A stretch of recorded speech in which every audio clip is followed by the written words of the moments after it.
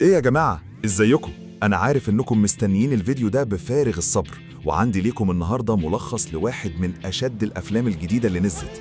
فيلم قنبلة بمعنى الكلمة، اسمه مايك اند نيك اند أليس. الفيلم ده مش اي فيلم اكشن وكوميديا، ده حاجة تانية خالص. تخيلوا فيلم عصابات وكوميديا رومانسية وخيال علمي، كل ده اتخلط في خلاط ورجع لنا كوكتيل انا مش عارف اوصفه غير اني قعدت على الكنبة اتفرج عليه، ومن العظمة والعبط اللي فيه ما قدرتش اقوم غير لما خلص. الفيلم ده يا سادة من اخراج وتأليف بين ديفيد جرابينسكي، واللي واضح انه قرر يعمل حاجة مجنونة فعلا. القصة بتبدأ مع شلة عصابات شغالة مع زعيم عصابة هايل اسمه سوسة، واللي بيأدي دوره العملاق كيث ديفيد. سوسة ده ابنه اللي هو حرفيا ولا بيفهم ولا بيهش، وبيقولوا عليه جيمي بوي، خارج من السجن لسه. وسوسة مقتنع ان في فار وسط العصابة هو اللي وشى بابنه وطوحه في السجن.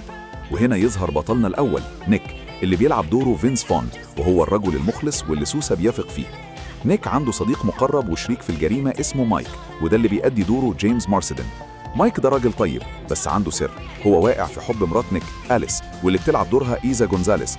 أليس دي مش مجرد زوجة لذيذة، دي امرأة قوية وعارفة هي عايزة إيه، وعايشة في جواز فاشل وميت.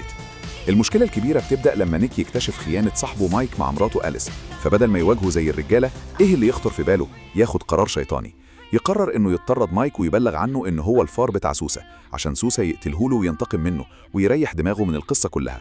وهنا تبدأ المتعة الحقيقية. فجأة من غير مقدمات بنلاقي نيك التاني، أيوة نيك اللي من المستقبل. نيك المستقبل ده بيوصل عن طريق آلة الزمن، ودي النقلة اللي بتخلي الفيلم يقلب بجد. آلة الزمن دي بناها واحد اسمه سايمون، عالم مجنون ومضحك بيأدي دوره بين شوارتز. نيك المستقبل ده جه من المستقبل ندمان أشد الندم على القرار اللي خده، إنه موت صاحبه مايك عشان خيانة، واكتشف بعد فوات الأوان إن مراته أليس كانت حامل من مايك. فبدل ما يعيش مع الذنب قرر يستخدم العلم ويرجع بالزمن عشان يصلح غلطته قبل ما تحصل. طبعا أول ما يوصل يقتل سايمون بالغلط ويدمر أول آلة زمن، فما بقاش قدامه غير فرصة واحدة عشان يظبط الدنيا. خطته بسيطة، يمنع نفسه نيك الحاضر من توريط مايك، ويواجه القاتل المأجور اللي سوسة أرسله عشان يقتل الفار. القاتل ده مش أي حد، ده واحد اسمه البارون، وده قاتل لحظة آكل لحوم بشر. أيوة بياكل لحوم البشر اللي بيقتلهم، وبيأدي دوره دولف لاندجرين اللي عامل جو رعب وكوميديا في نفس الوقت. تخيلوا معايا بقى المشهد العبقري، نيك الحاضر والمستقبل ومايك وأليس قاعدين مع بعض في شقة بيحاولوا يفهموا ايه اللي بيحصل. نيك المستقبل بيحاول يقنع نيك الحاضر بأنه غلطان وإنهم لازم يتحدوا عشان ينجوا. والفيلم بيقدم واحدة من أمتع مشاهد الحوار لما العصابة دي كلها تقعد تتخانق على أفضل أصدقاء روري في مسلسل بنات جيلمور، ودي حاجة مضحكة جدا. بعدما توحد الصف بتبدأ خطة جهنمية. الخطة إنهم يستدرجوا البارون ورجاله لشقة وكر الحب بتاع نيك، اللي هو مكان سري لخياناته الخاصة، ويوقعوهم في كمين. الخطة دي بتتضمن نيك المستقبل قناص على سطح عمارة قدام، ونيك الحاضر ومايك وأليس كطعم جوه الشقة. وهنا بقى المشهد اللي هيفطسكم من الضحك والتشويق. البارون ومساعدينه بيخشوا الشقة، وفي لحظة نيك المستقبل يضرب البارون من القناصة ويطير وشه حرفياً، وأليس اللي طلعت مش مجرد بنت لطيفة تمسك في المساعدين وتولع فيهم. المشهد ده عامل زي أفلام جون ويك، والحركة فيه ولا أروع. بعد ما يخلصوا على البارون، نيك المستقبل يتصل بسوسة ويقول له إن الفأر مايك هو اللي قتل البارون وهو هارب. الكارثة إن سوسة بدل ما يصدق ويقفل الموضوع يعلن حالة طوارئ، ويؤمر كل القتلة المأجورين اللي عنده بإنهم يطاردوا مايك ويقتلوه. وهنا بقى بتحصل الخيانة.